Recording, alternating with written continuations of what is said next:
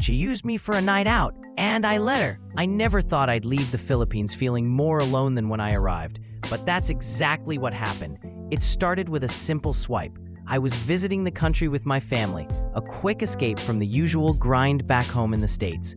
We were staying in BGC, a polished modern part of Metro Manila, all high-rises, rooftop bars, and boutique shops.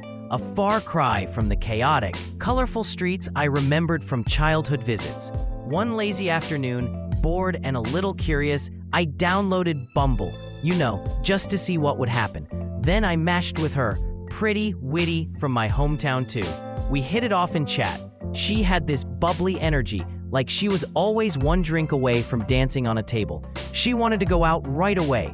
"Let's hit Pobla," she said, referring to Poblacion, the gritty nightlife district locals either loved or warned you about. I wasn't much of a partier. And honestly, the idea of clubbing with someone I just met in a foreign country sounded like a one-way trip to bad decisions. So I told her maybe another time. She was cool about it. The next day, she texted again, said she was too tired to drink but wanted to grab dinner. That sounded chill, manageable. I said yes. I didn't know that dinner would lead me to a night I'd wish I could forget. A night that would leave me questioning how naive I'd been. This is the story of how I met a girl on Bumble and learned in the worst way that not everyone you meet wants to get to know you. Sometimes they just want to use you. The night started with good intentions. She lived far from BGC, about an hour away if traffic was light, which in Manila was a rare miracle. Still, I figured, what the hell? Grab was cheap here. A $5 ride was nothing compared to what I'd pay back home. So when she asked if I could book her a ride to BGC and back, I agreed. Chalk it up to being nice, or maybe just stupid. She arrived around 7 p.m., dressed cute but casual. We exchanged an awkward hug outside the Korean barbecue place we planned to eat at. The line snaked around the corner, a sea of people waiting with tiny buzzers in hand. We both looked at each other. "Yeah, no, let's see if anywhere else is open," she suggested. Most places were packed. It was a Friday night in BGC, after all. Then she looked at me with a grin. "Do you want to just go to Pobla? We don't have to drink or anything. There's food there, and we can just chill after." I hesitated. Something in me didn't feel right about it. My cousins had warned me. Poblacion wasn't a place for outsiders to wander alone. It was gritty, unpredictable. But then again, I wasn't alone. I was with a local, and she seemed cool. "Fun, sure," I said. We booked a Grab and slid into the back seat. That's when I started noticing things. She didn't say much during the ride, just kept texting someone nonstop, laughing at her phone, tapping away with her long nails. I sat there, staring out the window, wondering if I was already fading into the background of this night. When we got to Pobla, we walked to Filling Station, a retro-style American diner tucked between neon-lit bars and vape shops. It was a vibe. Red leather booths, Elvis posters on the wall, burgers the size of your face. The food was fine. Conversation was minimal. She was distracted, checking her phone every few minutes. I paid for our meal without a second thought.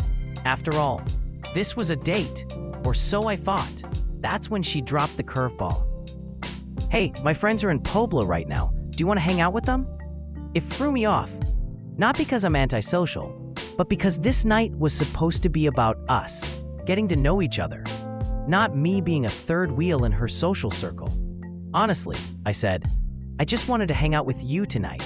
I'm not really in the mood to drink or party."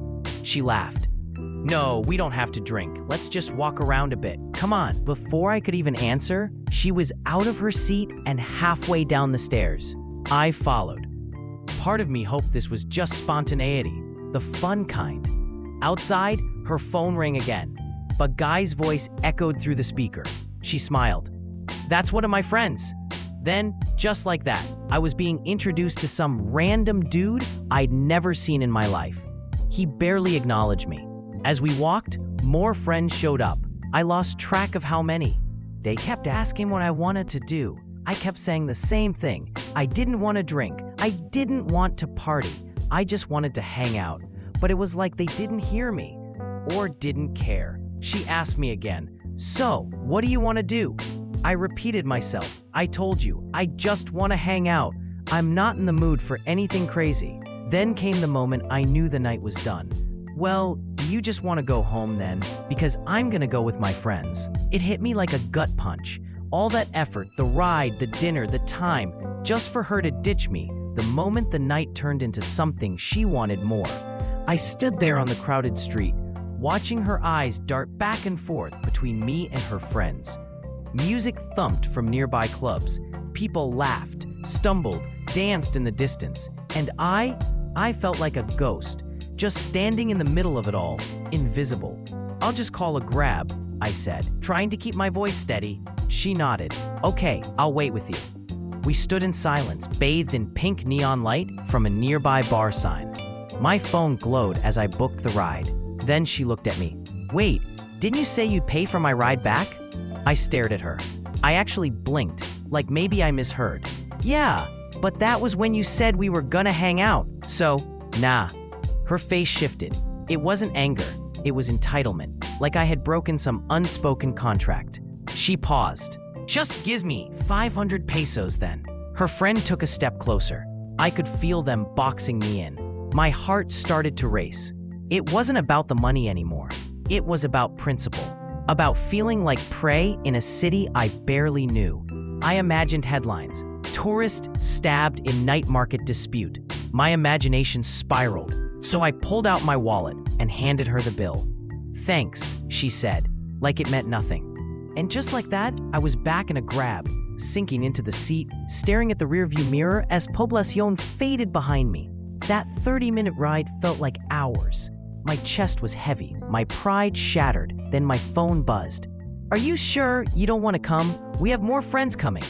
I stared at the message. Then, slowly, I typed back, no, I already said I didn't want to drink. I hope you enjoyed your free food and free rides. I spent the rest of the night staring at the hotel ceiling, thinking about how stupid I'd been. Not because I spent a few bucks, not even because I got ghosted, but because I'd let my guard down. I'd walked straight into something my gut warned me about from the start, and I ignored it. Later that week, while venting to my cousin, I casually mentioned the girl's name. He froze. Wait, her? He said. Dude, I know someone who knows her. He made a quick call, and sure enough, she had a reputation. 2 boyfriends, maybe more. She had this whole system. Match with foreigners, convince them to go out, drag them to Pobla, get them to pay for everything, then ghost. I was just another notch in the ledger. I laughed, not because it was funny, but because what else could I do? I wasn't angry anymore, just exhausted, disappointed in myself, but also a little proud. Proud I didn't let it escalate. Proud I walked away when I did. I could have let my pride get me hurt. Instead, I paid the price, 500 pesos, and walked away with a lesson. I used to think stories like this only happened to guys who were too eager, too reckless.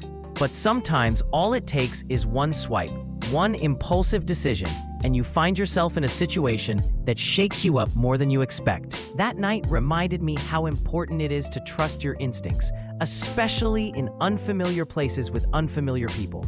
Not everyone you meet has bad intentions, but some, they see kindness as a weakness, generosity as an invitation. Looking back, I don't think she even saw me as a person. I was just a walking wallet, a night out paid in full. But here's the thing, even though I felt used, I still believe in connection. I still believe in the power of meeting someone new and forming something real. I just learned that next time, I need to move slower, be more cautious, let people earn my trust. The worst part wasn't the money. It was the moment I realized she never really cared what I wanted. She was never listening. She had a plan, and I was just a prop in it. But I'm not bitter. If anything, I'm grateful. That night reminded me who I am, someone who wants real connection, who values sincerity, and who, despite the disappointment, refuses to become jaded. To any guy watching this, or girl for that matter, trust your gut. If something feels off, it probably is. You don't owe anyone your time, your money, or your presence just because you matched on an app. I went to the Philippines for family, for food, for culture. I didn't expect to come back with a lesson in self-worth. So yeah, maybe I got played, but I learned. And next time, I won't be so easy to fool. Do you like stories like this? Click here to watch more.